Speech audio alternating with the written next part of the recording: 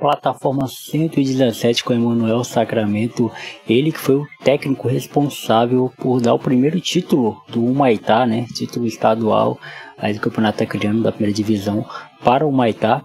E levou o time aí para disputar a Série D. Infelizmente o Humaitá não foi tão bem na Série D. Mas o feito foi incrível, a história já está feita e foi muito legal ouvir a história do Emanuel. Descobri durante a conversa que ele tem uma carreira imensa também como jogador de futebol e como técnico também. Ele está trilhando aí seus caminhos, beleza? Sem mais delongas, vamos para o episódio agora que vale muito a pena ouvir.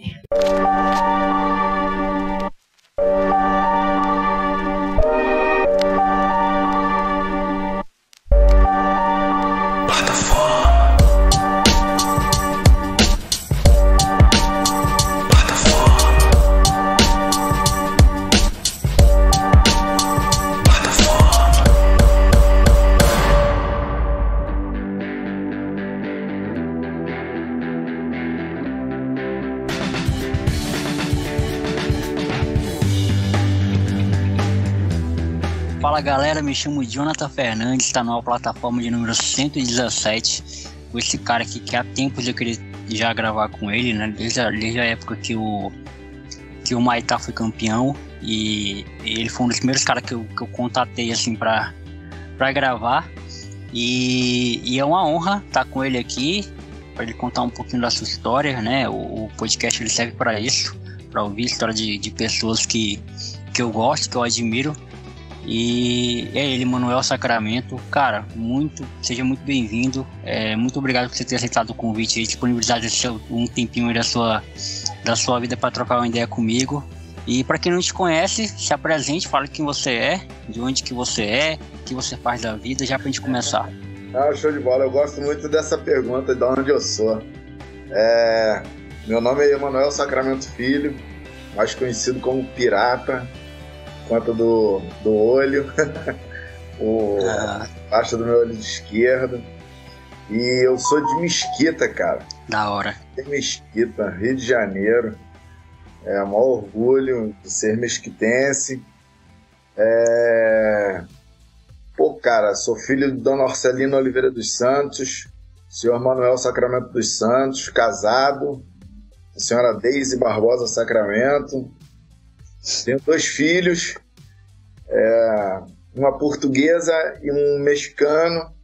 Meu filho mexicano se chama Emanuel Ángel Barbosa Sacramento. Minha filha portuguesa se chama Emanuele Barbosa Sacramento. 53 anos, com a graça de Deus, estamos aí nessa luta, nessa caminhada. Caraca, bom demais.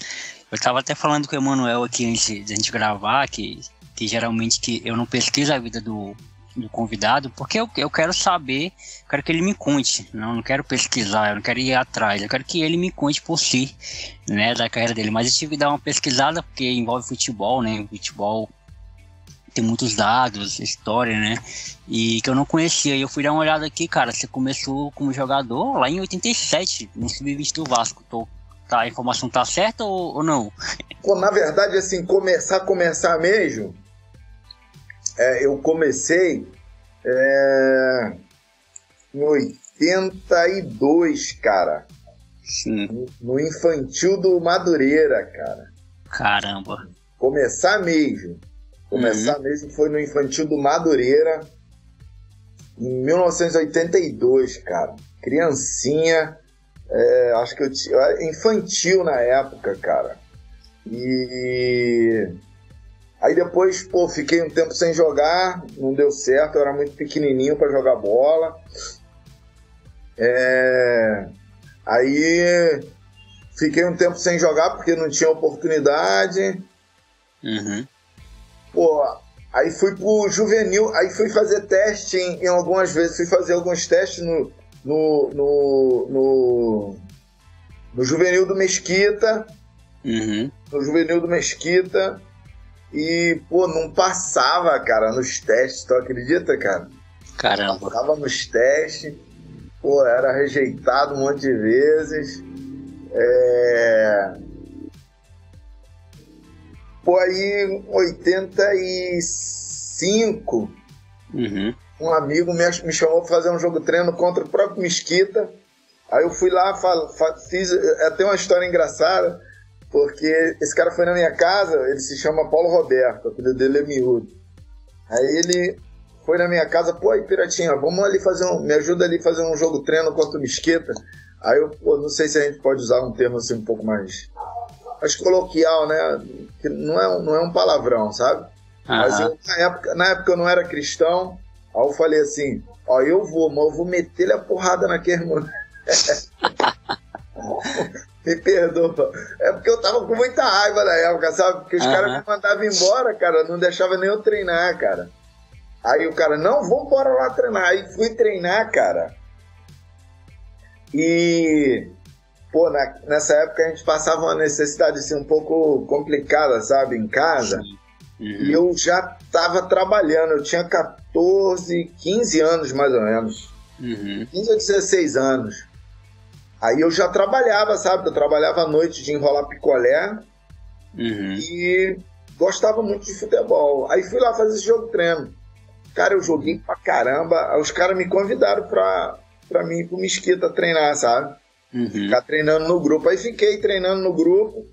Só que com o trabalho, pô, foi complicado pra caramba, né? Eu vou te falar porque vai chegar no 87, sabe?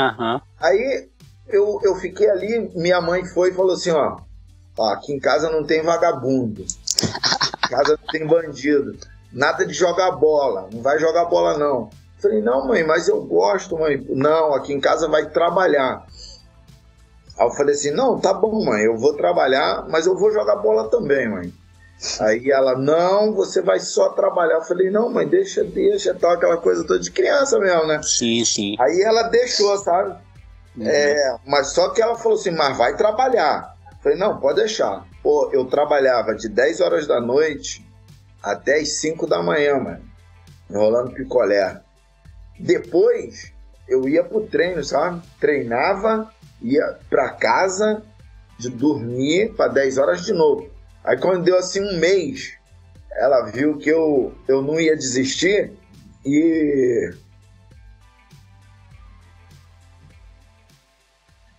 ela falou assim, sai do trabalho, senão tu vai morrer. Pesado. Pô, tá maluco? Aí eu saí do emprego, sabe? Pô, parece uma coisa assim, muito legal, cara. Eu saí do emprego, naquela semana, os caras do Mesquita falou assim, ó, a gente vai te dar uma ajuda de custo, cara. Te resolveu aqui, vai um senhor chamado Seu Nelson, ele até faleceu por um tempo já. O Seu Nelson falou assim, a gente vai te dar uma ajuda de custo, cara. Tipo, R$400, tá me entendendo? Sim. Aí eu joguei esse ano pelo Mesquita, aí o ano seguinte o Mesquita subiu para a primeira divisão do Carioca. Na época era René Simões, o treinador. Tinha um timaço, Mesquita, tinha Delacy, Maniceira, Oman, Antônio Carlos, tinha um Gilcim, tinha um timaço Mesquita, sabe? Sim. Aí eu treinava, eu era juvenil, treinava com juniores. Aí teve um jogo Vasco e Mesquita pela OPG, sabe? Sim. Em 86. Rapaz, final de 86. Aí aí foi uma parada assim, muito, muito doida a parada, sabe? Uma parada assim. Pô, a gente com pão com ovo, cara. Comendo pão com ovo. Caramba. Pra jogar contra o Vasco, pô. Vasco de Bismarck, William, Sorato, Tiba. Timão, hein? Pô, cara, tinha um timaço Vasco. Aí eu fui jogar contra esses moleque na época, né? Meu irmão, fiz um jogo do caraca. Mas assim, o mais engraçado é que os caras não me contrataram pelo jogo que eu fiz, sabe? Sim. Eles me contrataram, o treinador me contratou falou assim, ele usou um termo assim, que não é pejorativo, né? Mas poderia parecer pejorativo. Ele falou assim, eu gostei daquele maluquinho ali, cara. Maluquinho que jogou pelo lado direito. Aí foi onde chega 87, que eles me levam pro Vasco. E foi, assim, muito, muito especial pra minha vida ter passado um ano no Vasco. E foi uma experiência que até hoje a gente tem um grupo dos atletas daquela época. A gente se fala direto, da hora. Pô, muito maneiro, muito maneiro. Aí é isso aí que deu início à minha vida aí, cara. Cara, eu tô vendo aqui todos esses dados que eu peguei aqui na internet, eu tô vendo pelo Gol. Geralmente o Gol, ele é bem honesto, né? A realidade. O Gol bem próximo. Aí a gente... então tá. Em 87 você jogou, entrou no Vasco assim como profissional. O Vasco foi o primeiro time que saiu como profissional. Sim, na verdade eu ainda era juniores. Mas foi o primeiro time grande que eu cheguei pra jogar. 87. Ah, tá, beleza. Aí em 88 foi Olaria, né? E aí ali foi o Campeonato Carioca, da primeira divisão. Pô, eu tava com 18 para 19 anos, mais ou menos. Pô, foi espetacular, foi uma experiência muito grande, pô, jogar contra Flamengo, Vasco, Fluminense, Botafogo, pô, jogar contra... Pô, joguei contra o Zinho, joguei contra... Pô, Júnior, joguei contra Romário, Tita, Dunga, pô, caraca, Maurício, que era do Vasco, que foi depois um dos artilheiros, Paulinho Cristiano. Os times grandes tinham grandes jogadores, sabe? Ricardo Gomes. Então, assim, foi uma experiência muito, muito, muito bacana pra minha vida, sabe? Pô, aí dali eu fui pro Mesquita, voltei pro Mesquita, e aí onde tem uma virada de chave que eu fui pro Goiatuba. Foi muito legal na minha vida. Em Goiás, né? Isso em 90. Isso em 90 já. Isso. Na verdade, eu fui em 89. Eu fui em 89 pro Goiatuba para fazer experiência. Sim. Aí eu saí de Mesquita, fui para Goiatuba para fazer experiência lá no Goiatuba. Cheguei em Goiatuba passando mal, porque eu viajei a noite inteira de ônibus e sem... Pô, cara, é tanta história, mano. As minhas coisas cabia dentro de uma bolsinha de meio metro. Cara, tudo que eu tinha cabia numa bolsinha, velho. Tudo que eu tinha. Aí fui, viajei a noite inteira, mané. Pô, cara, a gente bebeu um copo de café com leite em São Carlos, mano. Fui pra São Carlos, chegou em São Carlos, eu bebi um copo de café com leite e viajamos, e seguimos viagem. Aí cheguei em Goiatuba às 2 horas da tarde. Antigamente em Itubiara, é a fronteira, né, de Minas com Goiás, ali dava uma injeção de febre amarela de ar, sabe? Caramba. Botava no ar, assim, espirrava dentro da gente, sabe? No braço. Pô, aquilo ali me fez um mal do caramba, mano. Passei mal pra caramba naquele dia. Aí cheguei em Goiatuba pra fazer o teste, o treinador me mandou embora, sabe? Não gostou, não. Caramba.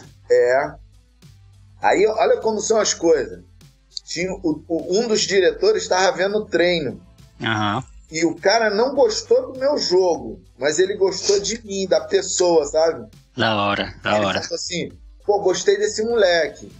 Ele me chamou no alambrado e falou assim, gostei de você, moleque. Pode deixar que você vai ficar mais uma semana. Quero ver se você sabe jogar bola mesmo. Seu Zé do Café.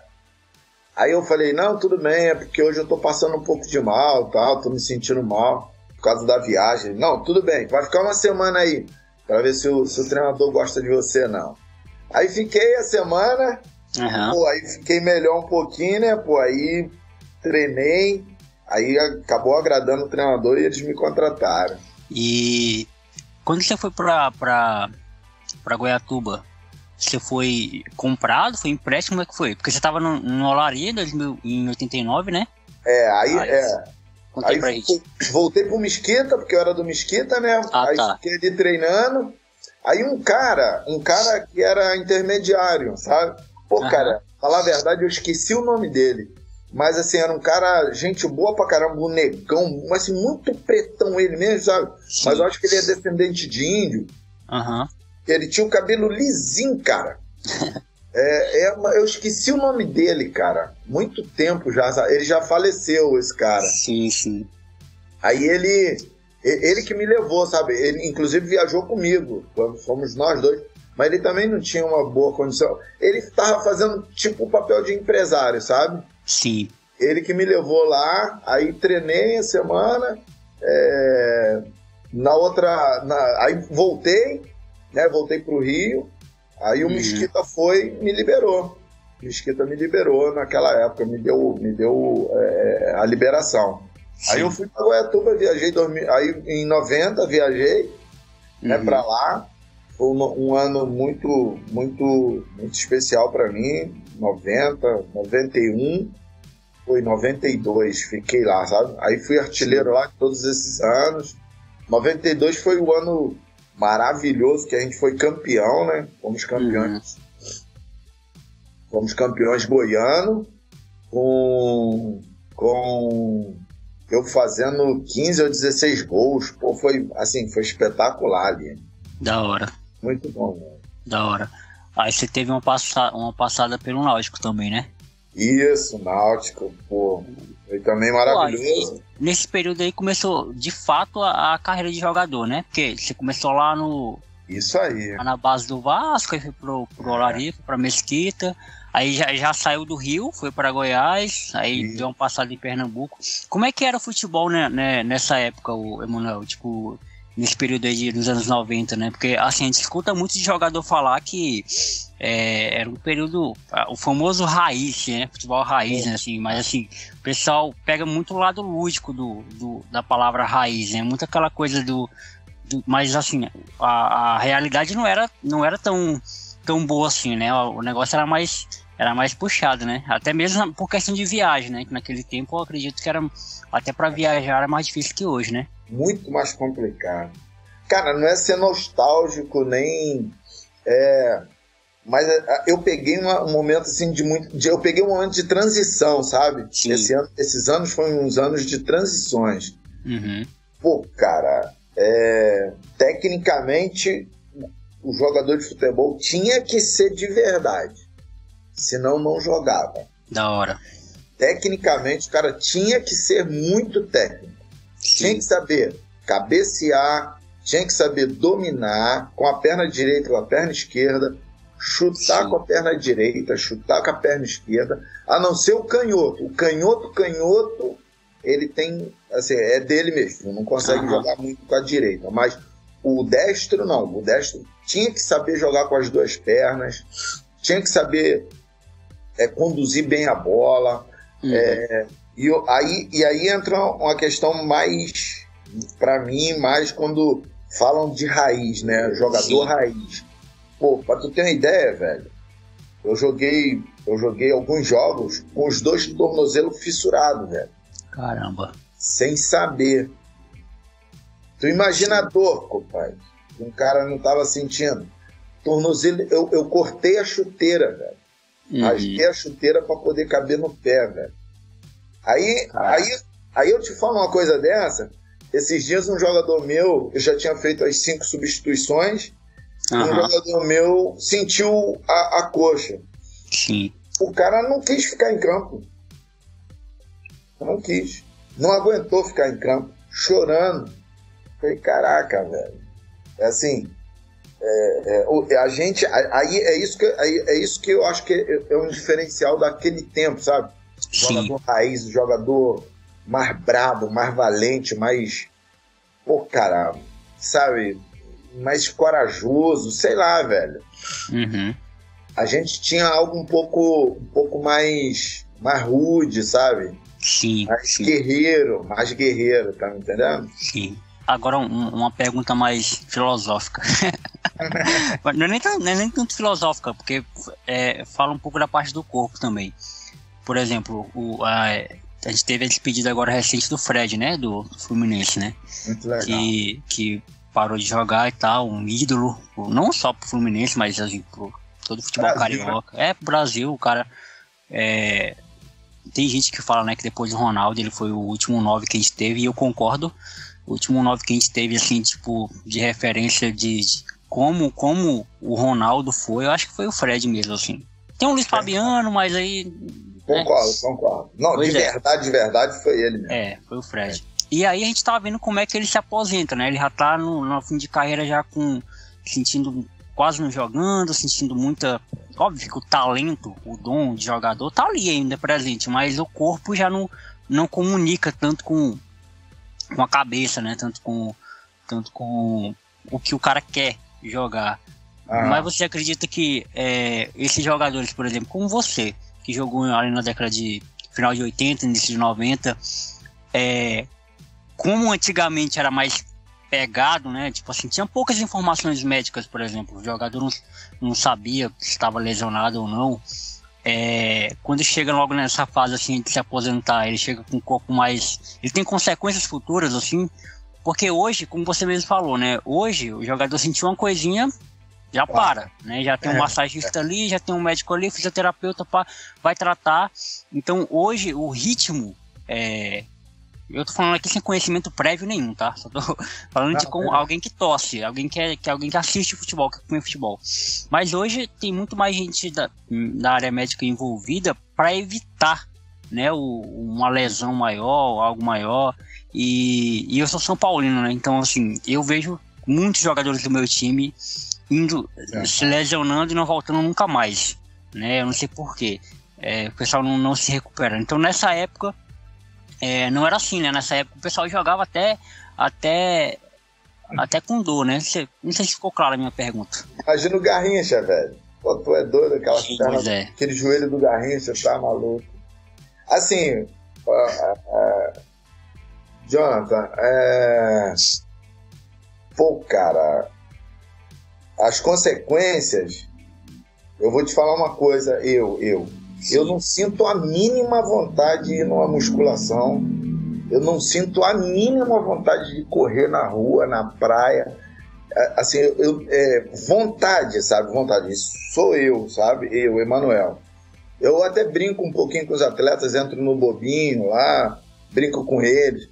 Agora, fazer treinamento mesmo, eu treinar, eu não tenho essa vontade mais, sabe? Eu não sei, eu deletei isso da minha vida, sabe? E eu não sei se isso é bom ou se é ruim, mas assim, eu não consigo mais fazer isso. Aí eu tô falando em problemas, né? Situações que trazer problemas e pode trazer benefícios. Tem um benefício que quando eu faço alguma coisa, vamos dizer, a minha mulher me chama, vamos correr, me ajuda, tal. Aí eu vou lá, sabe, faço alguma coisinha com ela. Cara, coisa de 4 dias, eu emagreço 3, 4 quilos, cara. Caramba. Assim, muito rápido, muito rápido. Sim. Não sei se isso é uma memória esportiva do meu corpo e me dá essa condição. Cara, eu afino rapidíssimo. Rapidinho afino. E aí, eu queria entrar num tema que é um problema até social, sabe, Jonathan? Sim. Um problema social. Os atletas da minha época e antes da minha, né, algum tempo antes de mim, esses atletas, após parar de jogar futebol, eles já acabaram ficando alguns com vícios crônicos, cara, e que trazem problemas para eles de álcool, de dependência química, sabe? Assim, coisas assim bem, bem pesadas, cara. Eu acho que a gente poderia dar uma ênfase às nossas autoridades, olhar pra gente, porque o nosso corpo ele fica muito dependente daquilo ali, sabe, cara? Aquela rotina é uma rotina muito pesada, todo dia. A gente vive o futebol, cara, por 25 anos, às vezes 28 anos, de uma maneira muito intensa, sabe? E é pressão sobre pressão, e eu acho que isso aí traz um malefício, sim, para as pessoas, o cidadão, após a sua carreira de futebolística, sabe? Legal você tocar nesse assunto, Emanuel, porque assim, eu tenho uma opinião comigo, né? Não só eu, acho, muitas pessoas compartilham dessa mesma opinião, mas é que quando a gente leva essa discussão para um bar, por exemplo, para uma conversa de bar, soa meio que não é assim, tu tá exagerando, mas eu acho que a gente por olhar para o futebol muito como um entretenimento, então como uma paixão, torcedor, né? Torcedor é torcedor, não tem essa. Torcedor quer que o time ganhe, independente da verdade. Quer que só ganhe, quer que todo ano ganhe, quer que ganhe todos os jogos, enfim. Mas assim, eu compartilho de uma ideia de que a gente ignora muito o lado humano do jogador, né? Não só do jogador, mas quem trabalha com futebol. A gente olha, e aí daqui a pouco a gente vai falar mais da sua passagem aqui pelo Acre, mas também você passou pelo 4 de Julho, que são times que não estão lá na Série A, não recebem aquele salário todo. É isso que eu ia falar. É uma parte muito pequena do futebol, de gente que é milionário, de gente que sabe, é uma parte muito... com a sua vida resolvida. Exato. Né? Quem pode... o Fred, mais uma vez falando do Fred aqui, o Fred deu uma entrevista, né, falando que quando ele saiu do Cruzeiro ele não queria mais jogar futebol. Ele já estava com uma condição financeira boa para se isolar e curtir umas férias. Ele não estava como um jogador de hoje, por exemplo, que não tem esse luxo de eu vou tirar um ano para descansar, depois eu volto a jogar futebol. Não é assim. O cara tem que estar no ritmo, tem que estar jogando, tem que ter um contrato. Então eu acho que a gente até hoje, e hoje é mais ainda, né? A gente olha muito para esses caras, falando de time de Série A mesmo, falando para jogadores do Flamengo, do Palmeiras, São Paulo, enfim. E a gente fala, eles ganham bem para fazer isso, então eles têm que fazer isso. Mas porra, presta atenção, o cara, ele não tem sábado e nem domingo, velho. Ele não tem final de semana com família, sabe? Enquanto tu tem um almoço com a tua família, enquanto tu tá assistindo ele jogar com a tua família, com um churrasco, com a tua cerveja com os amigos, o cara tá lá, pô. Entendeu? E aquilo lá, tu querendo ou não, é o trampo dele. Tu pensando assim ou não, é o trabalho dele. É dali que ele tirou. Ele não pode chegar lá e dizer, não vou jogar hoje. Não tem essa. Não tem essa opção. Por exemplo, amanhã, hoje a gente está gravando isso no domingo, amanhã é segunda. Amanhã eu tenho 11 horas da manhã, horário aqui do Acre, eu tenho que estar logado no meu computador para trabalhar. Eu não posso chegar, eu posso chegar muito bem amanhã para falar, galera, não tô bem, aconteceu isso, tô com febre, vou pegar um atestado e não vou trabalhar hoje nem amanhã. O pessoal vai entender. Agora, jogador não tem como meter esse migué. Jogador, se ele tá bem fisicamente, não tem motivo para ele não jogar. Entendeu? Não tem motivo para ele dizer, não vou jogar hoje, porque é muita câmera em volta, tem contratos, tem famílias que dependem dele, é muita coisa envolvida, a gente não olha para isso, né? E eu nem tô falando que é obrigação nossa olhar para isso, né? Mas eu tô dizendo que às vezes numa discussão, num debate, a gente tem que perceber, como o Cássio, por exemplo, que teve a sua família ameaçada, sabe? É um exagero, né? Você que teve dos dois lados da história, né? Assim como jogador, como técnico, sabe muito bem disso, né? Cara, é um tema que você tem que tocar e assim, é importantíssimo entrar em debate, sabe? Porque todo mundo imagina que eu, Emanuel, sou milionário. Só porque eu joguei futebol. E um detalhe, joguei no México, joguei em Portugal, joguei em Honduras, joguei na Guatemala. E só por isso eles acham que eu sou milionário. Não sou milionário. Eu não ganhei uma fortuna de dinheiro. E mesmo se eu ganhei uma quantidade legal, cara, poucas pessoas sabem da minha história, velho. Sim. Aonde eu gastei esse dinheiro? Desde os meus 21 anos, 22 anos, eu não bebo, não fumo, não perco noite de sono em prostituição. ou com mulheres, não gasto meu dinheiro com mulheres, desde os 21 ou 22 anos. Até aqui Deus tem me ajudado e eu tenho caminhado de uma maneira que eu acho que é o melhor para mim. Tá entendendo? E nem por isso eu consegui juntar milhões, não. Tenho minha casa, futebol me sustentou até hoje, sustentou meus filhos, me ajuda a sustentar minha casa até hoje com a minha esposa, minha amiga, minha companheira demais da conta. Sim. Sabe? Só que as pessoas, a nossa cultura brasileira, eu peço desculpas, tá, em falar isso, a nossa cultura brasileira futebolística, ela é muito rasa, ela é muito frágil. Ela não olha pro Emanuel como um ser humano, ele é um objeto. Tem um termo que a gente usava no meu tempo de jogador de futebol, a gente usava esse termo. Aí, rapaziada, o circo tá armado e nós somos os palhaços. Esse era o termo que a gente usava. O circo tá armado e nós somos os palhaços. Temos que fazer o pessoal rir.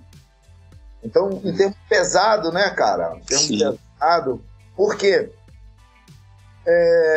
as pessoas não querem saber se o palhaço tá triste, se morreu alguém da família do palhaço, Sim. se ele tá com dinheiro, sem dinheiro, se ele tá com fome ou sem fome, se ele tá com febre ou não. Eles querem rir.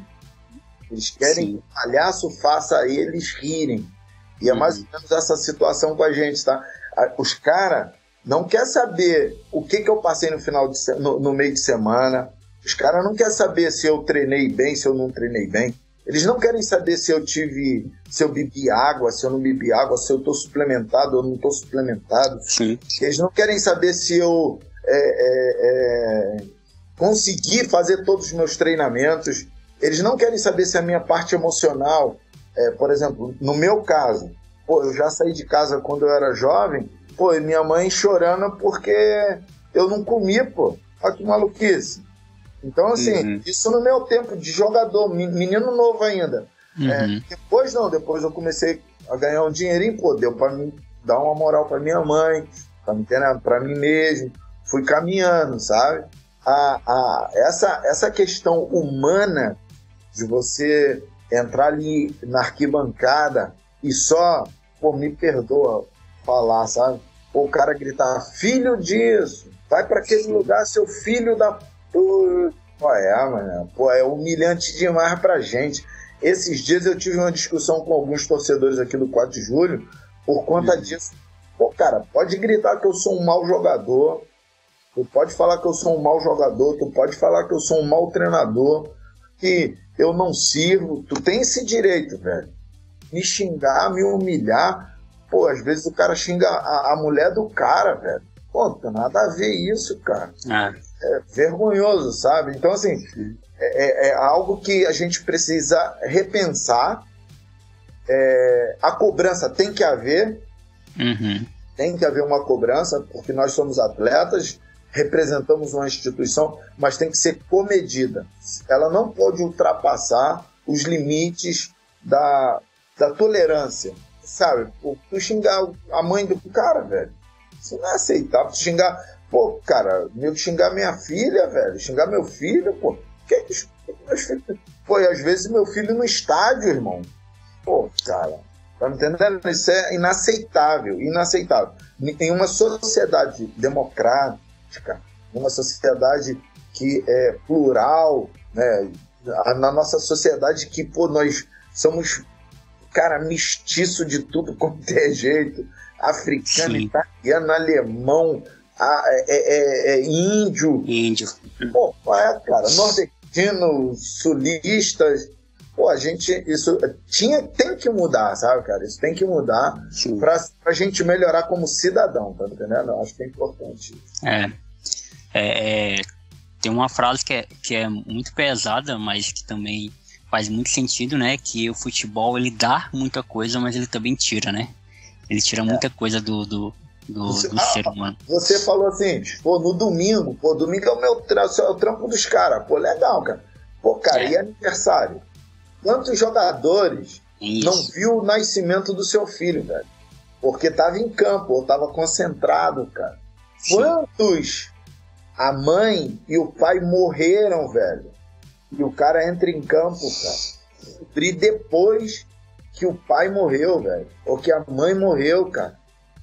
Tá me entendendo? Pô, é pesado, velho. Não são poucos não, hein?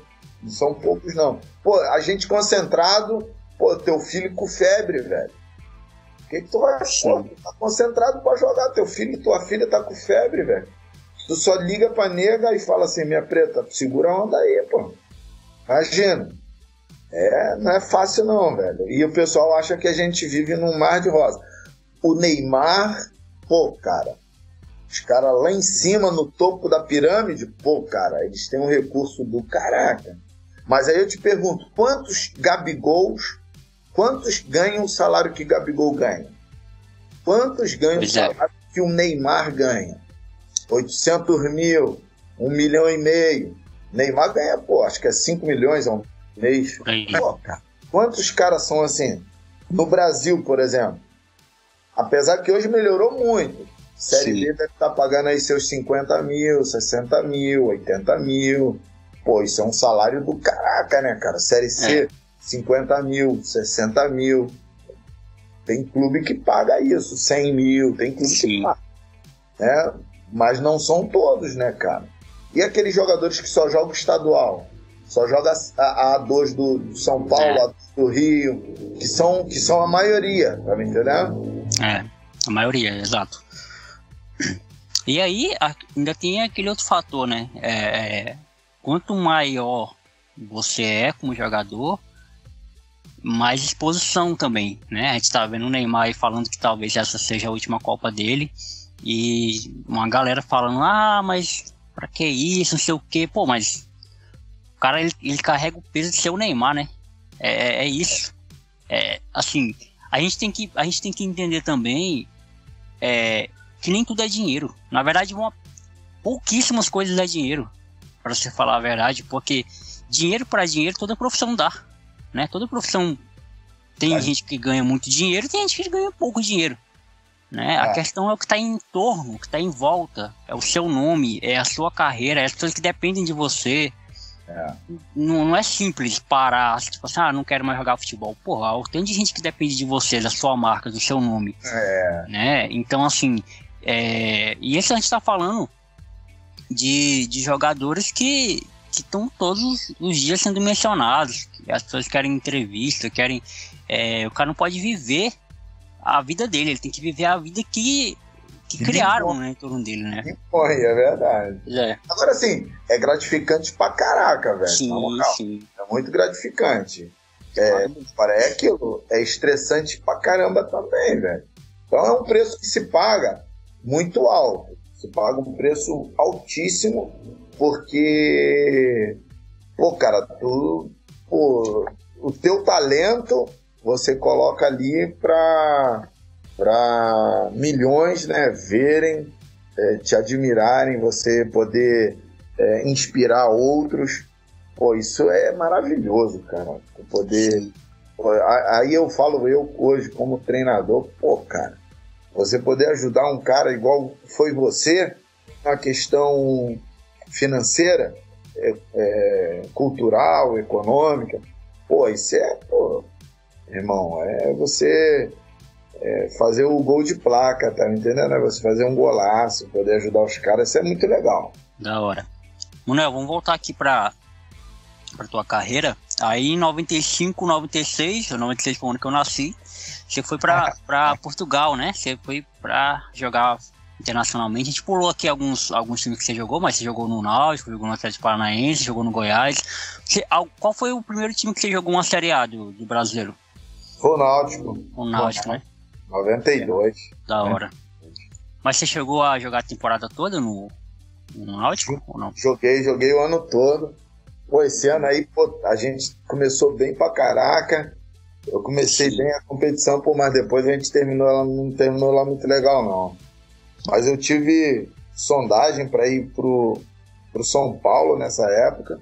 E pô, a CBF mandou pedir o nome, na época, pedindo apelido, essas coisas, como seria se fosse convocado, sabe? Pô, foi uma parada assim muito legal, sabe?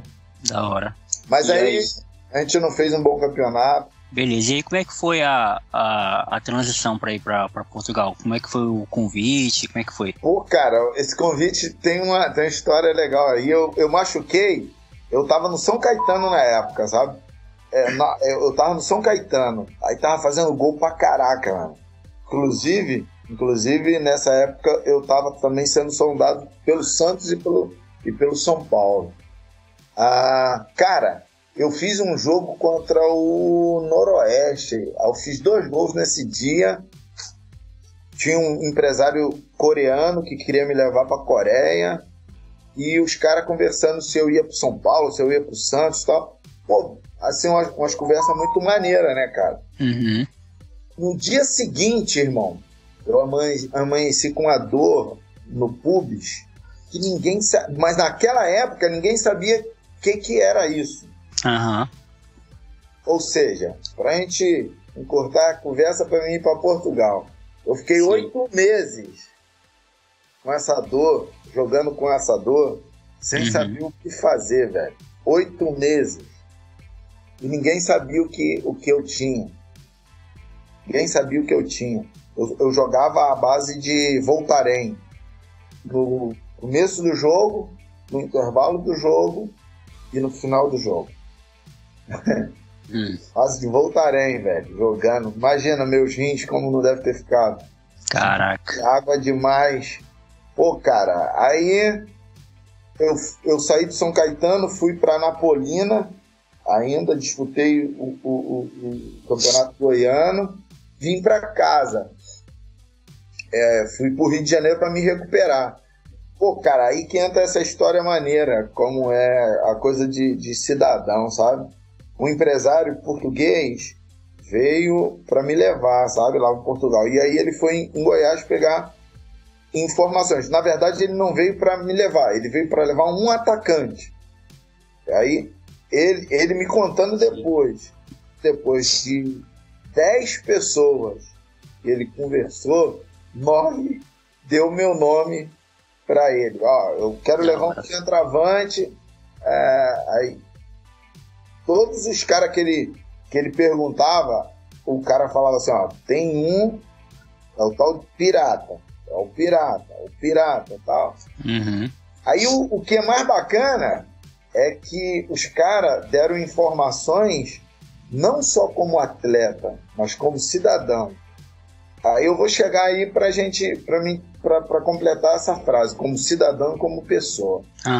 Esse cara entrou em contato comigo no Rio de Janeiro, pô, ele tava no Otton Palace, pô, é um dos melhores hotéis no Rio de Janeiro, brabo. Me ligou, fui lá conversar com ele, almocei com ele, e uma história engraçada. O cozinheiro do Otton Palace era meu vizinho. Caramba! E eu não sabia, mas o cara quando veio com... Pô, vou falar o que a gente comeu, com filé mignon, com arroz e champignon. Cara, quando eu olhei assim, eu falei, caraca, cara, tô aqui. O cara era o cozinheiro, meu vizinho, imagina, da minha rua. Caraca. Era muita coincidência. E eu lá conversando com o empresário. Pô, beleza. Aí o cara falou comigo, ó, eu quero te levar, o contrato é assim, assim, assim e tal, X pra mim, X pra você, X pro clube, pá, tu aceita? Eu falei, aceito, pá, tá batido o martelo? Tá. Aí eu falei assim, mas só tem um detalhe, cara. Aí, pode falar. Aí eu falei pra ele assim, pô, cara, eu preciso me recuperar de uma lesão, eu tô lesionado. Aí ele olhou pra mim e falou assim, com mais razão eu tenho que te levar. Porque todos falaram que você era um bom jogador, mas todos falaram que você é um homem. Brabo. Pra mim, isso, pô, só comprovou o que as pessoas falaram de mim, tá me entendendo? Sim, sim. Isso pra mim foi muito legal, sabe? Porque eu não sabia o que tinham falado de mim para ele, né? Uhum. Mas aí o meu comportamento confirmou tudo aquilo que as pessoas falaram para ele que eu era. Não só um bom jogador, mas que eu era um cidadão, um homem decente, tá me entendendo? E aí o cara me levou para Portugal machucado. Caramba. O cara me levou para Portugal machucado. Ele falou assim, ó, eu vou te levar machucado e lá eu te recupero. Fui para lá, recuperei lá, e aí fiquei lá 2 anos. Fiquei 2 anos lá, foi muito legal. É um país que eu voltaria para morar. Portugal é um país que eu voltaria para morar. É espetacular. Muita gente fala isso mesmo. Condição de vida maravilhosa, irmão. Na minha época, ninguém sabia o que era assalto e nem o que era sequestro. No Brasil, aqui tava bombando o sequestro. Era o auge, né? Aí os caras perguntavam, o que é isso, sequestro? Aí eu falava, pô, como assim, cara? Que comida é essa? Aí os caras falavam assim, se sequestrar aqui, vai fugir pra onde? Ou foge pro mar, ou não tem rua, vai pra Espanha. Tudo, ajuda tudo patrulhada, não tem como ter sequestro aqui não, pô. E assim, é uma história legal que a gente demonstra ter um caráter, né? E isso para mim é assim, um valor muito grande. Qual foi o time mesmo que você foi para Portugal? Eu joguei no Futebol Clube do Marco, segunda divisão. Depois joguei no Sport Clube Freamundi, da hora. Da segunda divisão lá. Muito legal, muito bom mesmo. Da hora. E aí de Portugal você faz um rolê muito aleatório, né? De Portugal você vai pra Guatemala, né? Em 96. Guatemala, Como é que foi? Muito maneiro. Guatemala é um dos países que mais tem vulcão na América aqui. Direto o vulcão tremia tudo. Mas assim, caraca, foi um país muito bacana, onde eu fiz bons amigos ali, fiz bastantes gols. Fiquei pouco tempo lá, fiquei 4, 5 meses, eu acho. Aí da Guatemala fui pro México. Do México eu fiquei 6 anos e meio no México. Fui um dos maiores artilheiros lá da divisão de acesso. Da hora. Fui campeão, fui artilheiro uma vez lá do Campeonato Mexicano de 2000. Aí depois fui para Honduras, jogar no Marathon, um dos maiores clubes do país. E voltei para Napolina, o mesmo clube que eu saí do Brasil. Eu saí da Napolina para o exterior e voltei para Napolina do exterior. Verdade, ó. Vendo aqui, você foi em 95 para Portugal, você jogava na Napolina. Isso. E voltou em 2004. Você ficou muito tempo fora do Brasil, hein, velho? Pô. Fiquei mais de 12 anos, eu acho, 15 anos, algo assim. Aí os seus filhos portugueses e mexicanos têm relação com os clubes que você jogava, né? Isso. Meu filho nasceu em Durango, que é o Durango de Alacranes, que seria escorpião em português, né? E minha filha nasceu no Porto, da hora. Portugal. E aí você volta para Napolina em 2004, 2005, em 2006 é o seu último ano como jogador, no Mesquita, onde tudo começou. Outra coincidência. Não acredito que isso é coincidência. Também? Cara, eu comecei no Mesquita e terminei no Mesquita, cara. O meu último jogo foi contra o Bangu, velho. Olha o que aconteceu. Cara, tem muita história, velho. É muita história. Eu fiz um gol de pênalti. E fui expulso porque eu tirei uma bola, foi num corner, a bola ia entrando, eu tirei a bola com a mão e fui expulso do jogo. E os caras foram lá e empataram o jogo 1-1, Mesquita e Bangu em Mesquita. O meu último jogo como atleta eu fiz esse gol de pênalti e fui expulso. Que história, né? Comecei no Mesquita e terminei no Mesquita. Da hora. Cara, e aí tá, você termina. Isso foi em 2006, né? Isso. Aí você fica aí uns 2 anos de férias, ou do futebol, né? Em 2008 você começa como auxiliar técnico no Tigres. Tigres do Brasil. Mas assim, é sobre esses 2 anos aí que eu quero falar antes de a gente ir para sua carreira como técnico. Legal. Você tinha já a pretensão de ser treinador? Você já pensava ou foi algo que aconteceu também? Não, eu já tinha essa intenção bem antes. Sim. Eu sempre fui um atleta muito questionador. Questionador que eu falo no bom sentido.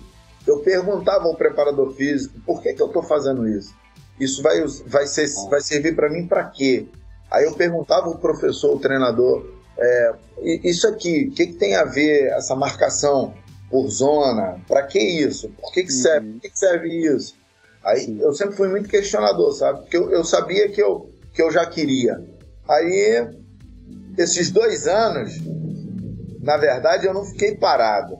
Esses 2 anos eu fiquei no infantil do Mesquita, no juvenil do Mesquita, dando treino para os meninos, com 40 meninos. Caramba. Rapaz, aí ali eu joguei tudo, foi tipo assim, fiz vários experimentos. Cara, foi muito legal, cara, muito.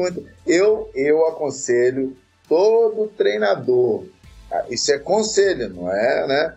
Eu aconselho todo treinador ir lá nos pequenininhos, velho, lá no infantil, aprender com os meninos. Você não vai lá ensinar, não. Você vai lá aprender com eles, sabe? Cara, muito legal, gratificante demais. Aí fiquei no infantil, fui no juvenil. Aí quando as pessoas começam a ver bons resultados, né? Aí me subiram para os juniores. Aí nos juniores, tem um caso aí interessante, que assim, o América do Rio, ele é muito perto da minha casa, sabe?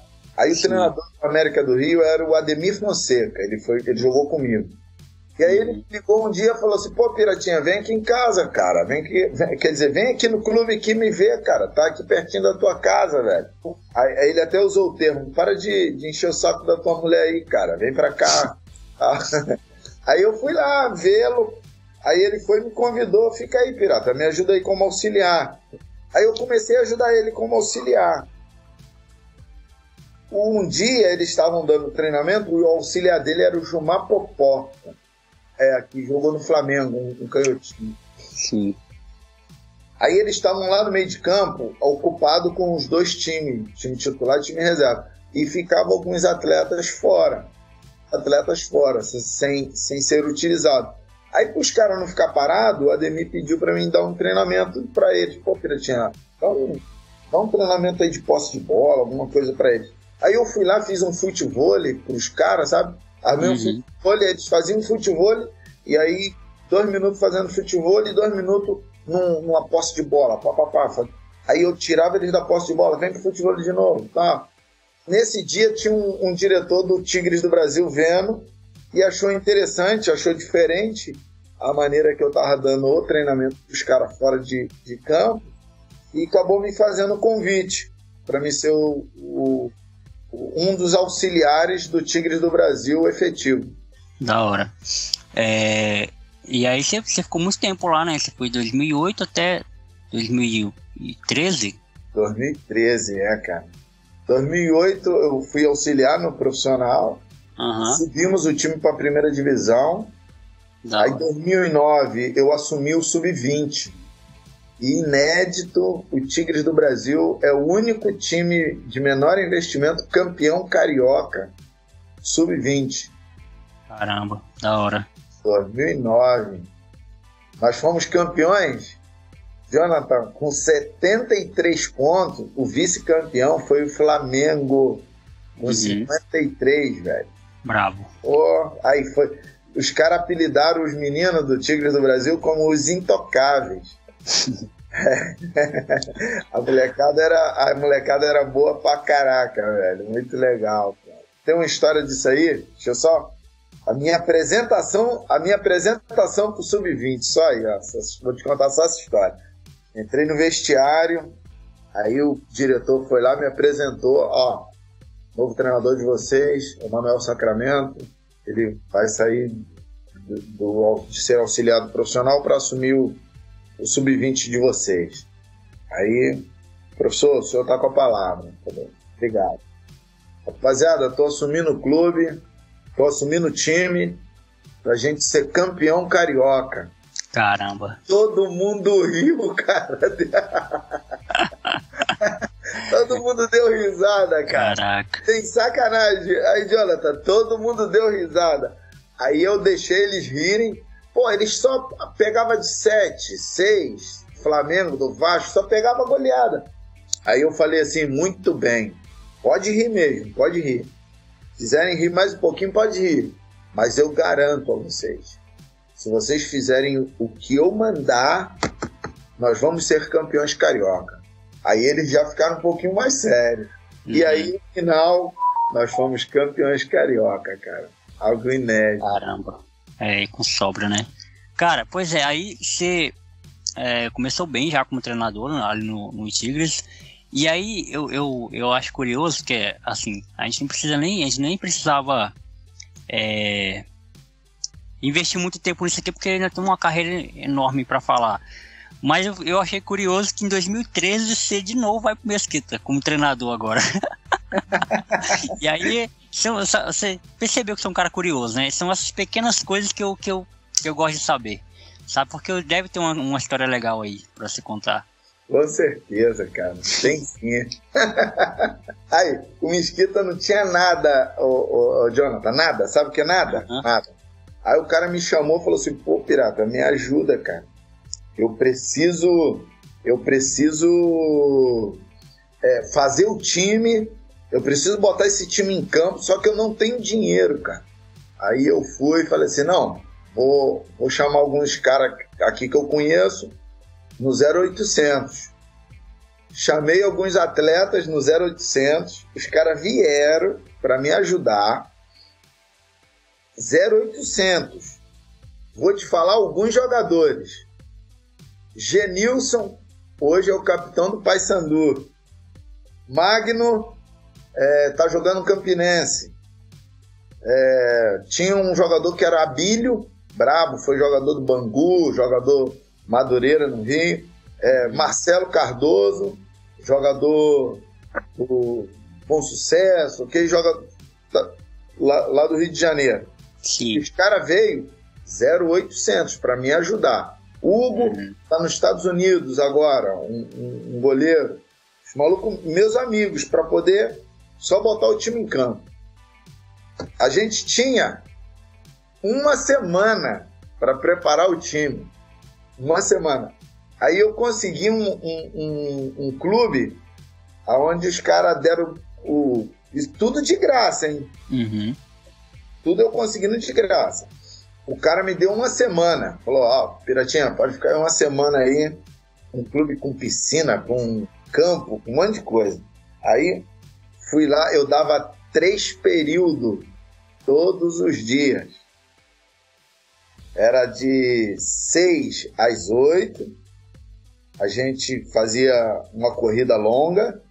Aí 8 horas tomava café, descansava um pouquinho. 10 horas fazia musculação. Meio-dia almoçava, dava uma cochiladinha. E 4 horas treinamento no campo comigo.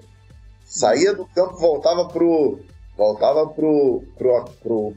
hotel lá onde a gente estava. Todo mundo na piscina, entrava na piscina, meia horinha na piscina para tirar o peso do treino. Dia seguinte, mesma coisa. Fiz assim 6 dias. Aí estreávamos contra o América do Rio, na casa do América. Só que a gente não podia ganhar o jogo, porque a gente estava com jogadores irregular. A gente não podia ganhar o jogo. E eu falando para os caras, não, segura, não vai. Porque se a gente ganha, ia denunciar a gente ia perder 6 pontos. Sim. Então era melhor a gente perder o jogo, que a gente perdia só 3 pontos. Lá perdemos o jogo de 1-0. Os caras ganharam da gente de 1-0. Aí, demos sequência no campeonato.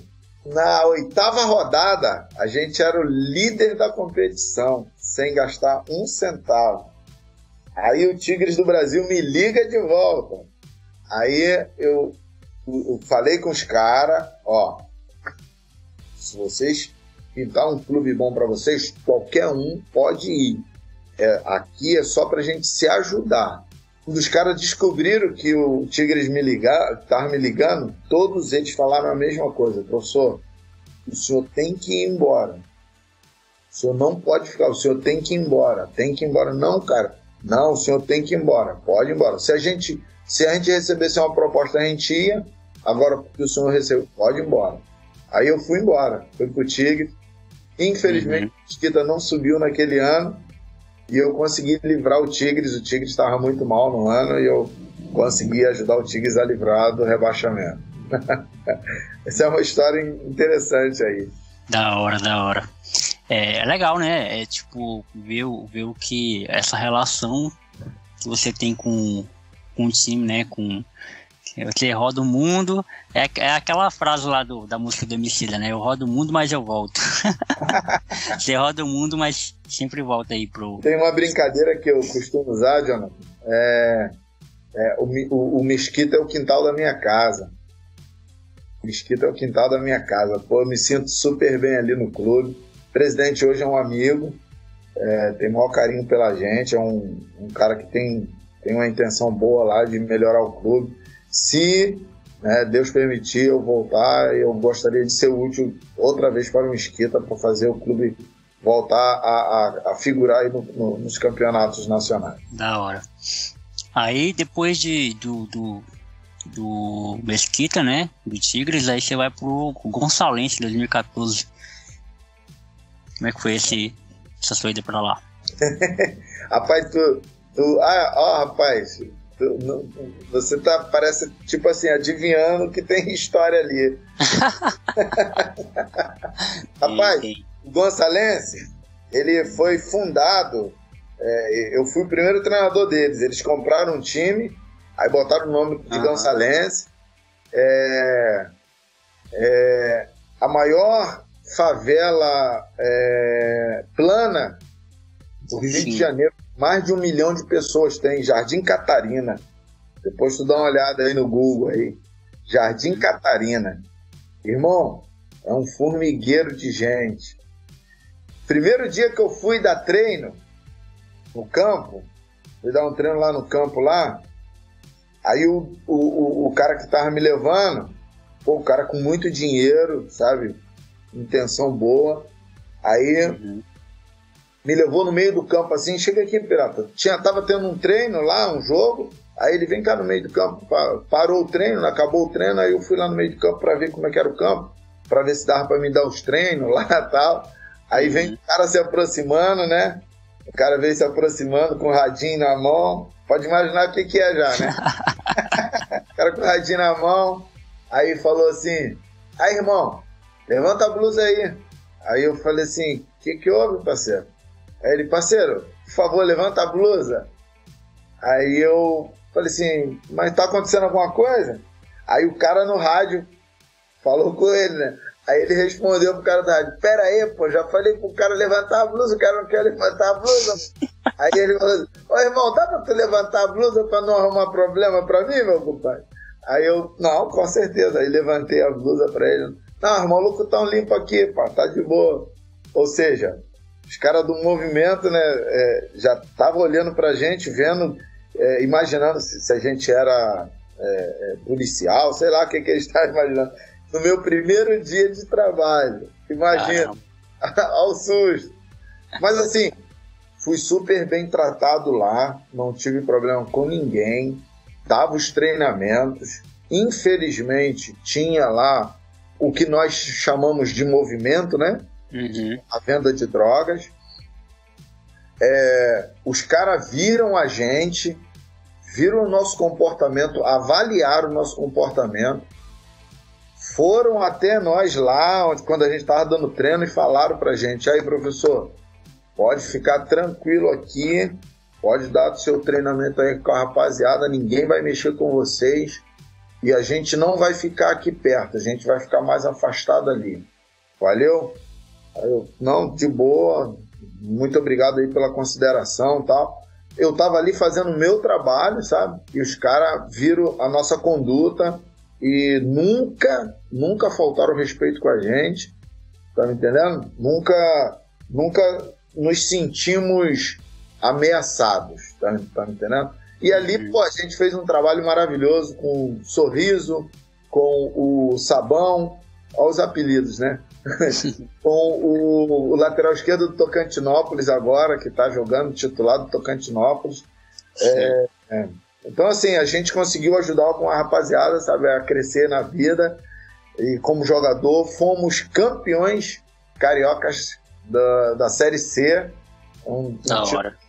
Muito legal mesmo. Da hora. E você voltou pra lá, pro Gonçalense em 2020, né? Foi, na verdade, para ajudar o clube. O clube estava passando por um momento até bom dentro de campo, mas fora de campo o pessoal não estava se entendendo. Aí o dono do clube, até por saber que eu gosto muito do clube, me ligou, pediu para mim ir lá. Aí eu fiz 2 ou 3 jogos, acho que foi 2019. Sim. Foi 2019 ou 2020 que eu voltei lá para ajudar eles. Aí foi 2020 que eu tive que sair porque eu tava com um contrato aqui no 4 de julho, aí voltei aqui pro 4 de julho e fomos campeões. Da hora. Cara, e aí tem algum... Porque assim, são muitos clubes que você passou como treinador. Tem algum clube que você queira falar de algum título nesse período de transição aí do Gonçalense até o 4 de julho? Que aí a gente já pode pular para sua vida pro Acre. Tem dois clubes que a gente fez um trabalho maravilhoso. Foi o Boa Vista, que a gente foi vice-campeão da Copa Rio. Foi muito legal, um grupo de jogadores maravilhosos. Meus amigos, até hoje, Marcelo Carné era o goleiro nosso. Hoje eu acho que ele está no CSA, acho. Era Vitão, que está num time aí em São Paulo.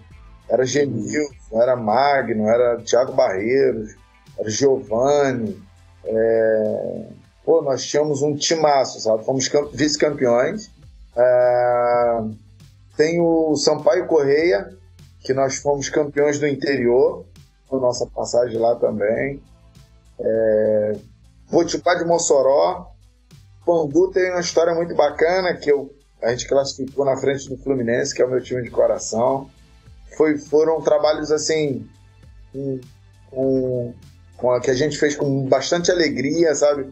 Bastante contentamento. Em 2019 eu fui eleito o melhor treinador do futebol Potiguar. Uma honra enorme para mim. Fui eleito o melhor treinador do Rio, dos times de menor investimento por 2 vezes. Em 2009 eu fui eleito o melhor treinador sub-20. Então a gente tem uma alegria enorme aí no nosso trabalho. Da hora. Cara, agora todo esse trajeto, né, da sua carreira, pra gente falar um pouquinho da sua passagem pelo Humaitá, que foi uma passagem histórica, porque é um título inédito pro clube, né? O Humaitá, para quem não sabe, o Humaitá é um time do interior do Acre, que nunca tinha sido campeão. Entrou aí para o seleto grupo, né, de times do interior a ser campeão estadual. Tem o Plácido, o Adesg e agora o Humaitá. Eu acho que são só esses 3. Se eu estou esquecendo de algum, mas não, só esse. Adesg 2006, Adesg é senador Guilmar. Plácido, acho que foi 2013. Que até o Neto estava lá, o Neto Pessoa. E agora em 2021, né? 2021 foi o Humaitá, que já tinha batido na trave. Foi agora, 2022. Foi 2022, verdade. Tô confundindo porque 2021 eles foram campeão do primeiro turno só. O Rio Branco, a final. Verdade. Já tinham batido na trave, né? Porque foram campeão do primeiro turno, 2021, e agora 2022, com o Emanuel, eles foram campeões de forma inédita e, caramba, com um time muito bom de se ver jogar. Mas eu queria falar o antes, né, o Emanuel? Qual foi o contexto da sua vida, né? Como é que foi esse convite para vir pro Acre? Porque, assim, pouca gente sabe, né? Mas o bichinho, ó. O Thiago Nunes também já treinou aqui no Acre. O Thiago Nunes, o Rio Branco foi o primeiro clube, né? O Rio Branco daqui do Acre foi para dar oportunidade assim para ele como treinador. Então, volta e meia vem algum técnico aqui no Acre e faz história. E o Manuel é um deles que veio aqui no Acre e fez história. Mas assim, como é que foi, cara? Porque assim, convenhamos, né? Eu sou acreano do pé rachado, eu amo meu estado. Mas convenhamos que o Acre ele é um rolê aleatório, né? Mas assim, baseado na sua vida como jogador, que você já foi para Portugal, já foi para Honduras, já foi para o México, né? Não, foi fichinha para você o Acre, né? Tipo assim, um estado que você desbloqueou de fichinha. Mas como é que foi o convite, né? Como é que foi? Como é que você já conhecia o futebol acreano antes? Você estava no River do Piauí antes de vir pro Maitá, né? Conta aí pra gente. Pô, cara, a história é tão legal, assim, a história da minha vida, sabe, cara? Isso me deixa assim, sabe? Com uma alegria muito grande da minha trajetória, da minha conduta, a minha hombridade, a minha honestidade, meu comprometimento com o trabalho, ele chegou primeiro do que a minha capacidade. Tá me entendendo? Isso me deixa, pô, cara, muito satisfeito. Por quê?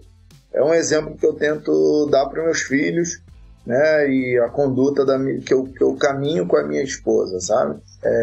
O cara é o Igor. O Igor, ele me liga, né? Me liga. E porque ele é amigo de um amigo em comum meu, né? Certo. E a fala dele foi a seguinte quando ele me encontrou: eu precisava te conhecer, porque até os que iam concorrer com você para trabalhar no Maitá falavam bem de você. Caramba. Eu preciso conhecer esse cara, pô. Ele falou isso pra mim, sabe? Aí eu falei, pô, cara, fico feliz pra caramba falar um trem desse pra mim. Pô, tu é doido? Isso me deixa cheio de satisfação, porque o meu caráter, ele chegou primeiro que a minha capacidade. Sim. Então, assim, aí a gente conversou, não acertamos nada, até porque eles tinham um treinador no clube, e eu né, por ética, eu não podia assumir o clube. Eu falei, não, eu não posso fazer isso, porque seria uma... Aí é onde eu falo, aí eu perderia o porquê você queria me conhecer, pô. Pô, mas eu falei, não, de jeito nenhum, não posso fazer isso. Senão você estaria contratando uma farsa. E eu não posso me comportar dessa maneira. Mas você está contratando realmente o que estão falando para você. Não é só um profissional, é um cidadão. Sim. Aí esperei ele decidir lá com o treinador dele. Aí ele me ligou, definiu com o treinador e tal. O treinador até me conhecia, falou de mim para ele, né? E aí eles conversaram sobre a minha postura, né? Veja bem, né? Ele não sabia que o cara me conhecia, que o treinador me conhecia. Aí ele contou a história e ele falou assim, pô, Emanuel não quis assumir enquanto eu não resolvesse com você. Aí eu sabia que ele não ia fazer isso, porque eu conheço a pessoa e tal. Então isso foi muito legal. Esse foi o primeiro que eu fui fazer aí. Em Vila do Incra. Sim. Tu conhece lá, não? Eu conheço. Eu morava... Uma história legal. Eu morei 1 ano, na verdade, lá pra banda de Porto Acre, né? A gente morava na zona rural. Muito lá pra dentro, quase chegando no Amazonas, no quilômetro 39 de Porto Acre, mais 20 quilômetros para dentro, assim, de ramal. E eu morei lá durante 1 ano, então toda vez que a gente vinha pra cidade, né, eu voltava pra lá, a gente passava lá ali pela Vila do Incra, ali pra abastecer, pra comprar coisa ali no Andrade, né, tá ligado no Andrade? Comprar coisa lá no Andrade, enfim, eu conheço muito bem. Pequenininho pra caramba, né, cara? Pequenininho. Bem simples, mas as pessoas muito bacanas, muito respeituosas, sabe? Muito aconchegante. cara, eu sou um cara, graças a Deus, sabe? Eu sou um cara que eu dormia em esteira, velho. Tu sabe o que é esteira, não sabe? Sim. Eu dormia em esteira, velho. Então, assim, eu durmo, eu como em qualquer lugar, cara. Qualquer lugar. Eu já estive em hotéis, Jonathan, que ele é acima de 5 estrelas. Eu já comi com talheres de ouro, cara. Talheres de ouro. Pô, e eu já comi, velho, arroz com arroz, cara. Eu já passei meses comendo arroz com arroz. Então, eu me sinto um homem experimentado. Eu me sinto um homem aprovado, sabe? Que passei por muitas situações na vida. Eu já andei 5 quilômetros para pegar a cesta básica e voltar com a cesta básica na cabeça, pô. Eu, minha mãe e meu irmão. E como eu te falei, já comi, já sentei em lugares que, pô, cara, já comi com governadores, já comi com gente que, tu olha assim, cara, se esse cara soubesse com quem ele tá. Pra mim foi tranquilo, o lugar é muito humilde, mas assim, pra mim é como se eu estivesse na minha casa. Não tem nenhum problema com relação a isso. A gente treinava um campo aberto, você sabe ali, o campo beirando a BR, que tem ali bem na entrada da cidade, beirando a BR. Campo aberto, a qualidade muito, muito inferior, muito ruim, mas era o que a gente tinha e a gente conseguiu implementar nosso trabalho lá, sabe? Eu e o Bené, o preparador físico. Fabinho, tem uma história interessante, Fabinho que foi artilheiro do campeonato. Quando ele chegou, ele não conseguia dar 2 voltas no campo todo. Cara. A gente fez um trabalho com ele ali, sabe? Vamos lá, ajudando, até o cara ganhar a forma física dele, uma forma física muito bacana, e conseguir ser artilheiro do time, do campeonato, ajudar a gente demais a ser campeão. Ninguém imagina, ou muita gente pensa que é fácil. Não é fácil ser campeão acriano. Não é fácil. Principalmente treinando uma equipe como o Maitá do interior, né? Não é nada fácil. O futebol acriano é um futebol bastante qualificado. A gente, é claro, fomos agraciados por Deus com a contratação do Daniego, do Reginaldo, tem o André lá que é lá de Humaitá mesmo, tem o Vinícius, lateral direito, tem o Gilberto, tem o Mamude, depois chegou o Digão. O Digão chegou, acho que nos 2 últimos jogos. Os meninos ajudaram demais a gente, demais. O grupo que a gente levou do Rio, o grupo que o Igor trouxe, alguns atletas, pô, foi muito bacana, mas foi muito árduo, muito árduo o nosso trabalho. Tivemos momentos assim de muita dificuldade. O Mineiro chegou depois, um volante, nos ajudou demais. Vinícius também.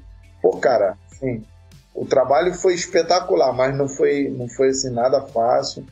Teve momentos de muitas lutas, muita dificuldade. Mas a gente foi coroado e coroamos a cidade, coroamos o futebol acriano, o qual a gente tem o maior carinho, o maior respeito. Tem o Rio Branco aí, né, que é um grande clube, está sob a direção de um grande treinador, que é o Bruno, que eu conheço. Estão classificados, né? Acho que eles perderam hoje, mas estão classificados para a próxima fase. Tem o time aí que é o Galvez, né? Atlético Acreano, que são grandes clubes. A gente fica feliz de ter chego aí, feito história. Fiz amizade com um cara da Rede Record, eu acho. O nome dele acho que é John, algo assim. O cara espetacular. Um outro repórter também aí, Paulo Roberto. O cara tratou a gente super bem, sabe? A gente fica muito feliz de fazer parte dessa história maravilhosa. É ímpar na minha vida. né? E a gente Sim. traz com muito carinho o nosso coração, a nossa lembrança a cidade. Sim. Cara, e falando um pouco mais da sua passagem, né? Como é que foi, assim, para você? Porque é uma outra realidade, né? Tipo, o Acreano é uma outra realidade, apesar de que você passou por muitos times pequenos também, do interior do Rio, e tudo mais, mas aqui eu acho que deu para perceber a dificuldade, principalmente de um time do interior, óbvio, né? Que tem gente que quer falar, mas o Maitá tá com investidor, tá com grana, só que mesmo assim ainda é difícil. É difícil para os times da capital e é difícil para os times do interior, porque assim, é um trabalho que tem que ser feito pensando muito no resultado, né? Não é diferente de um campeonato longo, por exemplo, que você pode perder aqui, empatar ali, ganhar ali, que ainda dá.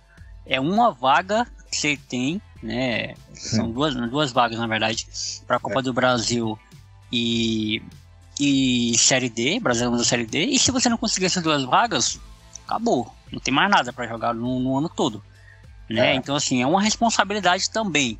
Acredito eu que o Maitá já tinha esse projeto, já tinha esse projeto de para chegar aí, né? Eu acho que foi feito um projeto para chegar aí. Assim como eu fiquei muito feliz, eu sou atleticano, né? Que no Acre eu torço pro Atlético Acreano, mas eu fico muito feliz com essas histórias, sabe? Com o São Francisco, por exemplo. Eu tenho amigos que jogam no São Francisco. Então, assim, a batalha deles era quem acompanha o futebol acreano há mais tempo sabe que o São Francisco, no ano passado mesmo, 2021, só pegava de 7, de 8, era goleada só. O time de São Francisco não tinha, se você olhar 5 anos atrás, ou nem isso, há 2 anos atrás você não imaginava o São Francisco jogando uma Copa do Brasil e Série D. E agora, né? E agora eles, cara, vão jogar. Então, assim, como é que foi pra... Você sabia que dava para ser campeão? Ou isso foi construído na medida que o campeonato foi acontecendo? Como é que foi? Não, na verdade a gente não conhecia nada, Jonathan. Uhum. Não conhecíamos, não imaginávamos, vou te ser sincero, cara, não imaginávamos a grandeza que era ser campeão acreano, ganhando do Rio Branco, velho. Eu não imaginava, vou te ser sincero. É o maior time do Acre, né? É o maior. Cara, na moral, velho, aquela estrutura do Rio Branco, a estrutura do próprio Galvez e a estrutura do Atlético, cara, depois que você é campeão, tu fala assim, pô, caraca, velho. É histórico, na moral, é histórico, Jonathan. Porque, assim, por mais que tenha esse investimento, cara, queira ou não queira, a camisa, a história, ela faz parte também do futebol e ela impressiona, tá me entendendo? Ela ajuda muito, tá entendendo? Então, assim, o Maitá, cara, ele tá construindo a sua história. Uma história vitoriosa, de conquista, à base de muito trabalho, muito esforço de todos os rapazes que vão para lá, porque também o rapaz ir para lá e ficar lá, pô, cara, não é nada fácil, é trabalhar e ir para casa, trabalhar e ir para casa. Isso é uma rotina. Então, assim, ela acaba sendo um pouco estressante, tem para onde fugir, ela acaba sendo um pouquinho mais estressante. Então, assim, quando eu cheguei, eu fiquei impactado, sabe? Falei, cara, velho, não vai ser nada fácil, mas vamos arregaçar a manga aqui e vamos construir isso aqui. E, assim, com eles, é claro, porque sem eles não dá para fazer nada, os caras, sem o staff que a gente teve lá, é claro que teve muitas falhas, pode melhorar muita coisa, mas foi construído, sabe, no dia a dia, literalmente, Jonathan, foi construído no dia a dia. Eu costumo brincar, foi construído na ponta da faca, cara. Não foi nada fácil, velho, não foi nada fácil. E assim, pô, cara, vou te contar aqui algumas coisas, né? Teve momentos que eu dirigi o ônibus, cara. Caramba. Teve momentos que eu tinha que dirigir o ônibus para levar os caras para musculação, para levar para o campo, para levar para concentração de novo. Pô, a gente vinha no ônibus que não tem aqueles ônibus de corrida que não tem ar-condicionado, que tá ônibus assim, escolar, né? Ônibus escolar assim, um pouco precário lá, sabe? Bem precário. Mas assim, foi gratificante pela construção da amizade com os atletas, sabe? O Wallace, Luiz, Ronaldo, Gilberto, André, os caras da casa ali, pô, todos eles foram extremamente importantes, né? Daniel, Reginaldo, Vinícius, o Mineiro, todos eles foram, Mahmoud, foram importantíssimos para a conquista. E aquilo que eu costumo falar, daqui a uns 10 anos, isso vai ter um valor imensurável, porque vai estar só na nossa memória. Sim, com certeza. Cara, e assim, foi muito bom. Eu lembro ainda que eu nessa época eu morava sozinho ainda, quando o Muay Thai foi campeão, e eu tenho alguns amigos que são de lá, né, que são lá da Vila do Inca ali. E eu achei muito legal a festa, né, que a torcida, porque, pô, eu acho que o legal de fazer parte de uma equipe do interior é o contato próximo, assim, com o torcedor, né? E quando acontece esses eventos, assim, sei lá, de um time jogar uma final, que já tinha sido assim em 2021, eu lembro, quando o Muay Thai fez uma caravana pro pessoal ir assistir o jogo aqui na capital. Infelizmente o Rio Branco foi campeão. E agora também em 2022, né? Foi a mesma coisa, a torcida compareceu. Eu lembro de uma amiga minha que mora lá, muito feliz, cara, assim, e eu fico feliz também, né? Assim, foi até quando eu tentei o primeiro contato com você, porque eu queria ouvir, né, como é que foi assim a história.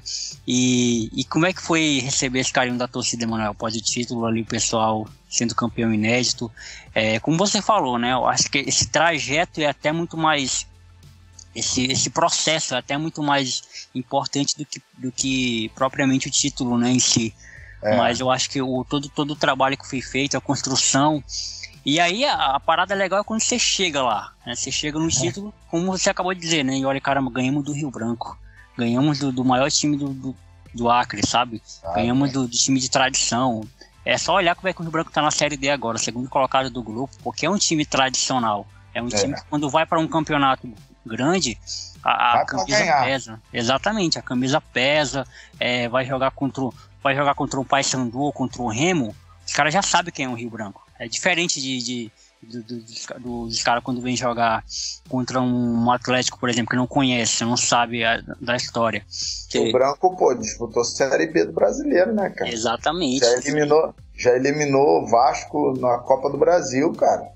É um time, pô, cara, tá doido. O Branco é um grande, gigante. Então, assim, cara, esse contato com a torcida foi tão lindo. Depois, mais pra frente, o campo, por ser um campo aberto, cara, ficava lotado de criança. Caramba! A gente treinando e as crianças lá no meio da gente. Cara, coisa de louco. Foi muito legal, cara. Muito, muito legal mesmo. Essa parte, sabe, de ver as crianças dentro de campo, querendo jogar bola com a gente. Tipo assim, a gente... deu uma reviravolta no ambiente da cidade, né, cara? A cidade passa a te admirar, a te ver com um olhar assim, mais como se a gente fosse dali da cidade também, tá me entendendo? Sim. Como se a gente fosse um morador deles ali, um companheiro deles, sabe? Foi muito legal quando a gente ia no supermercado, quando a gente andava na rua. Recebeu os parabéns, sabe? As pessoas, muito obrigado, valeu, caramba. A gente foi na igreja, o pessoal, sabe? Foi um momento histórico na nossa vida, na vida deles, né? Na vida da cidade. Acredito que isso vai ser marcante para sempre na vida de todos eles lá. Cara, e isso é muito legal também, porque ajuda a formar torcedores, né? Porque é isso que a gente sente falta aqui no Acre, por exemplo, né? Eu torço pro Atlético, eu comecei a torcer pro Atlético Acreano em 2014, velho. Depois da campanha do título, que há tempos o Atlético não ganhava um título estadual. Teve o Álvaro Miguel, que pra mim é meu maior ídolo no Atlético Acreano, é ele. Que agora treina o Maitá, treinador do Maitá agora, né, o Álvaro. E assim, mas assim, desde criança eu sou São Paulino, eu torço pro São Paulo porque eu não tenho essa... A gente não foi educado a torcer para time do estado, né? Isso não é só a questão do Acre, eu acho que em muitos... Aqui também. Lugares, pois aqui fora, também. Né? Fora de São Paulo ali e Rio, que as capitais, a gente é condicionado a torcer o que passa na TV. E o que passava na TV era jogos do São Paulo, jogos do Flamengo e tudo mais. Mas assim, quando acontecem essas coisas, é muito bom para formar torcedor, né? Como foi com o Atlético ali em 2017, como foi tá sendo com o Maitá agora, com o próprio São Francisco. Eu moro aqui no bairro São Francisco, no bairro que o pessoal treina aqui. Eu moro bem perto. E aí é muito legal, cara, para formar torcedor. Acredito que essa parte do Maitá, né, e assim, a cidade, como é uma cidade pequena, ali o clube tá ali próximo, dá de ver um treino, dá de vir pra capital para assistir o jogo. Então isso ajuda a formar também torcedor, porque o cara desde criancinha ele já tá com isso na cabeça. O meu time da minha cidade, né? Eu vou ver um time da minha cidade jogar na TV, que agora é a internet, né? Vai jogar um Campeonato Brasileiro, vai jogar uma Copa do Brasil, então o cara já começa a ter isso, e isso é bom até por isso, né? Porque um dia o cara vai lembrar, Emanuel Sacramento foi o primeiro cara que ganhou o estadual com o Maitá lá em 2022. Isso é mágico, né? Pô, tá maluco. E não só isso, você acaba também fomentando, Jonathan, a outros jovens querer ser jogador também. Sim, exato. Os meninos, eu vou te falar, hein? No Rio de Janeiro não tem o que tem na Vila do INCRA. A gente passava ali na Vila do INCRA 1h da tarde na praça, os moleques jogando bola, velho. Um monte de moleque jogando bola. Provavelmente daqueles meninos ali vai sair 3, 4, 5 que vai ser jogador, cara. Sim. Tá entendendo? Por exemplo, o Filipinho é dali, né? Dali de perto ali. O Filipinho é dali de perto. Aí tá jogando agora o André, um volante que eu considero um excelente jogador. O André é muito bom jogador. Joga de zagueiro e joga de volante. Você, com esse título, com essas campanhas que você acaba fazendo, você fomenta o aumento do torcedor, né? A autoestima da cidade, né? Que a cidade tem um campeão do estado, e você acaba fomentando também a criação de outros atletas profissionais, não só ali, né, na Vila do INCRA, como nas outras cidadezinhas ali perto. Isso é importantíssimo para a fomentação do esporte ali, cara. Muito legal mesmo. Com certeza. Ajuda muito, cara. Ajuda muito.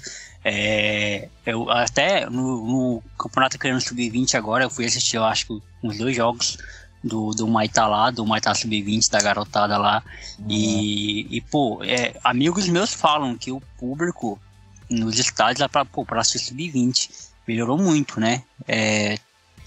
O pessoal tá querendo ir mais pro estádio, né? O pessoal tá querendo mais ver, e isso é reflexo de tudo isso, é reflexo porque, por que o cara vai? Porque agora ele tem um amigo que joga no time, né? Agora o primo do cara tá jogando no time, então agora eu vou assistir, né? Mais um combustível a mais, e isso ajuda muito. Eu não sei se você lembra do Matheus Nego, do Rio Branco, jogava no Rio Branco, acho, dele agora, né?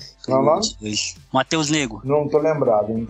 O Matheus Nego, eu treinei com ele aqui, velho. Sim, Nego, sim. Isso, Matheus Nego, a gente era da mesma escolinha aqui do bairro Vitória, e ele é 1 ano mais novo que eu, acho.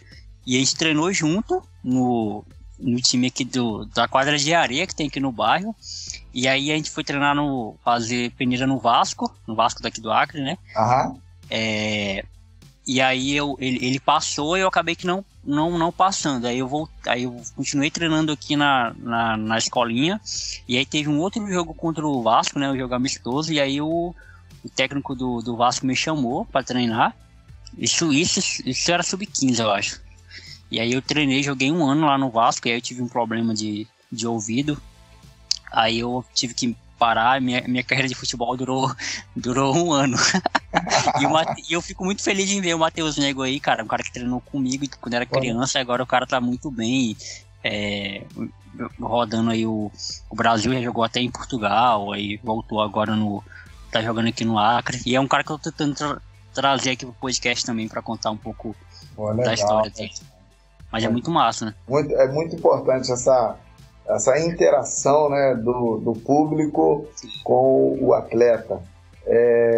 Bom, no meu caso, eu ficava em cima do muro do Mesquita para ver os jogos, sabe? Eu era molecote de 12 anos. Tinha 12 anos, 13 anos, eu ficava em cima do muro vendo os treinamentos, sabe? Treinamentos e jogos. Massa. E dos caras que eu vi ali, Pitita, Gilcinho, Joel, Oman, Delacy, Maniceira, Antônio Carlos, eu vi esses caras treinando, aí daqui a pouco eu era companheiro dele, sabe? Eu admirava os caras, daqui a pouco os caras, olha como é engraçado as coisas, né, cara? Os caras me admiravam por eu ser tão novo, e eu era novinho, cara, e eu treinando com eles. Aí eles falavam assim, caraca, esse moleque é bom pra caraca, velho. Aí, moleque, vem cá, cara. Quando pegar a bola aqui, ó, vai lá no fundo que eu vou meter essa bola pra você, porque eu era muito rápido, sabe? Uhum. Então, pô, isso assim, tipo aquilo, né? Você admira o cara, você é torcedor, aí daqui a pouco você é jogador junto com ele, sabe? Tá sentadinho do lado dele do vestiário. Esse cara passa a mão na sua cabeça, tá dando a bola pra você, tá fazendo treinamento técnico, físico com você, isso é gratificante demais. É, muito massa. Cara, Emanuel, foi muito da hora, mano, trocar essa ideia com você. Eu não quero roubar seu sono, já é meia-noite aí, né? Aqui é 10 horas ainda. 10 horas, né? 10 horas da noite. Mas, cara, foi muito bom trocar essa ideia com você. Já fazia tempo que eu queria conversar com você, né? Aí, mas até que se enrolou no momento certo, no momento propício pra gente bater esse papo. E, cara, fico muito feliz em saber que a sua passagem no Acre aí teve bons frutos, né? E saber também mais a sua história, né? Como jogador, como técnico. E quando você vier no Acre de novo, você lembra de mim, pra gente trocar uma ideia. Ah, legal, pra gente tomar um tereré junto aí. E esse finalzinho, cara, eu sempre falo que é o lugar de fala do convidado, né? Se você quer falar alguma coisa que eu não perguntei, que eu não falei, porque não é uma entrevista, né? É um bate-papo, então não preparo as perguntas. Você pode falar, ficar à vontade. Te agradecer novamente por esse tempo aí, quase 2 horas de conversa. E mandar abraço para quem você quiser, fique à vontade. Pô, Jonathan, assim, eu que tenho que agradecer, né, porque você me dá a oportunidade de contar um pouquinho da minha história. Eu tenho esse sonho de fazer a minha autobiografia, contar um pouquinho da minha história, deixar registrado aquilo que a gente enfrentou aqui na nossa caminhada da vida, né, deixar um legado para as outras gerações. Só mesmo agradecer a Deus por me dar uma família maravilhosa. Eu tenho esse compromisso com a minha esposa, meus filhos. Eu tenho certeza que eu estou deixando pelo menos 2 pessoas de bastante caráter, carinho, amor, não só por eles, mas pelo seu próximo. Então acho que eu estou de alguma maneira contribuindo com o meu grãozinho de areia para que o mundo possa ser um pouquinho melhor, né, para as outras gerações poderem viver bem. Mandar um abraço para o meu amigo Daniego, mandar um abração para o meu amigo Mahmoud, Digão, o Reginaldo, Bujari, mandar meu abraço para todos os meus amigos aí do Acre. Um prazerzão poder ter vivido aí. Espero voltar, né? Tem possibilidades da gente voltar. Vamos ver o que vai acontecer mais para frente. Se a gente voltar, com certeza a gente vai poder se ver, dar um abraço, tomar um café, né, bater um papo. Gostei muito aí de Rio Branco, cidade muito boa. E a gente fica muito feliz de poder contar a nossa história, um pedacinho daquilo que a gente já passou como jogador, como treinador, e a nossa passagem aí foi coroada, né, pela misericórdia de Deus. O mais importante para mim é transmitir o meu caráter, a minha responsabilidade como cidadão para uma sociedade, e aí vem premiado aí com esse título maravilhoso, e que todos possam entender e conhecer Emanuel Sacramento Filho. Eu costumo usar esse termo, Emanuel Sacramento Filho, filho de Deus, né? Nascido em Mesquita. Um prazer. Um forte abraço a todos. Da hora, valeu, até a próxima. Tá com Deus.